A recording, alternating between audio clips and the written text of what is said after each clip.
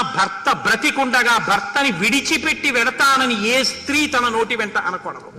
అమ్మ, ధర్మం ఏమిటో తెలుసా?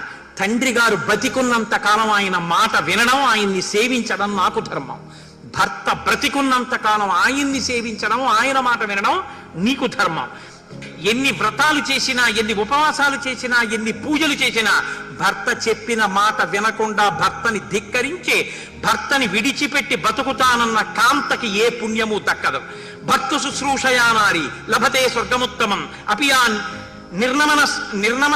నిర్నమస్కార నివృత్తా దేవపూజనాత్. ఆమె నమస్కరించకపోయినా, దేవపూజ చెయ్యకపోయినా భర్తని అనుగమించిన స్త్రీ ఎవరుంటుందో ఆమె అన్ని పూజలు చేసినట్టే. శుశ్రూషామేవ కుర్వీత భర్తు ప్రియహితేరత ఏష ధర్మ పురాదృష్టో లోకే వేదే శ్రుత స్మృత. శృతి వేదం చెప్పినా, స్మృతి చెప్పినా, లోకం చెప్పినా, ఋషులు చెప్పినా ఇదే ధర్మం. తండ్రి మాట